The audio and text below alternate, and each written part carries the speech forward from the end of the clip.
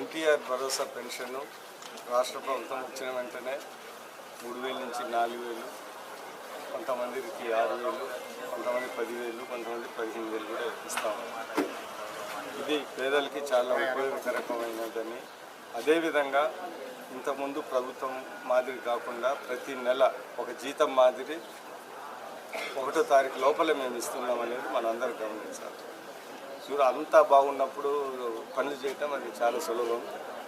ఆర్థిక ఇబ్బందుల్లో ఉన్నా కానీ, ఎన్నో ఆర్థిక ఒత్తిళ్ళు ఉన్నా కానీ ఈ పెన్షన్ అనే కార్యక్రమము 1వ తారీఖు ఖచ్చితంగా ఇస్తున్నారనేది ప్రజలు గమనించాలి. పేదల పక్క ఈ కూటమి ప్రభుత్వము ఎలాగుందని కూడా ప్రజలు గమనించాలి. ఇదే కాకుండా ఈరోజు ఇక్కడికి వచ్చాము. 42 డివిజన్లో ఇక్కడ మేము, కమిషనర్ గారు, కార్పొరేటర్లు, ఇతరులు, మా లీడర్లు అందరూ వచ్చారు.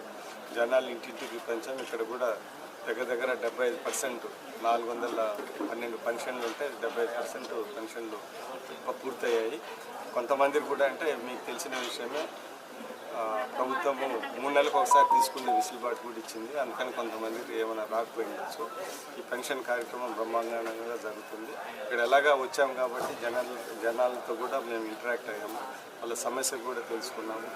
చిన్న సమస్యలు రాబోయే కాలంలో ఖచ్చితంగా ప్రతి సమస్యని గుర్తుపెట్టుకొని వీలైన తొందరగా అన్నీ చేస్తామని ఈ సందర్భంగా తెలియజేస్తున్నాము.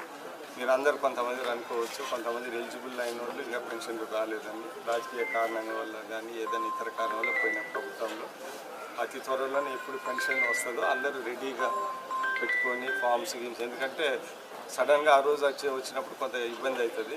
మీరు ముందల్లే అన్నీ రెడీ చేసి పెట్టుకొని ఎలిజిబుల్ ఉన్నారు ప్రతి ఒక్కరికి న్యాయం చేస్తామని సందర్భంగా తెలియజేస్తున్నాం. పార్టీల అతీతంగా పేదరికమే చూసి ప్రతి ఈ సంక్షేమ కార్యక్రమం చేస్తామని ప్రజలకి ఇంకోసారి గుర్తు చేస్తాం. రాష్ట్ర బడ్జెట్ ఇప్పుడున్న పరిస్థితుల్లో బ్రహ్మాండమైన బడ్జెట్. ఇటు సంక్షేమ కార్యక్రమాలు, ఇటు అభివృద్ధి కార్యక్రమాలు రెండు బ్యాలెన్స్ చేసుకుంటా ప్రజెంట్ చేసిన బడ్జెట్ ఇది. ఇంకోటి కూడా గమనించాల్సింది ఏంటంటే, మన ఆర్థిక వ్యవస్థ 5 ఏళ్ళు రాష్ట్ర ప్రభుత్వంలో చాలా దుర్మార్గంగా తయారైంది. అవన్నీ సరి చేసుకుంటూ రాబోయే కాలంలో కూడా ఆంధ్రప్రదేశ్ ఒక రాష్ట్రంలో, మన దేశంలోనే ఒక మంచి రాష్ట్రంగా, ముందుండే రాష్ట్రంగా ఉండాలనే ఉద్దేశంతో కొన్ని పథకాలు తీసుకున్నారు.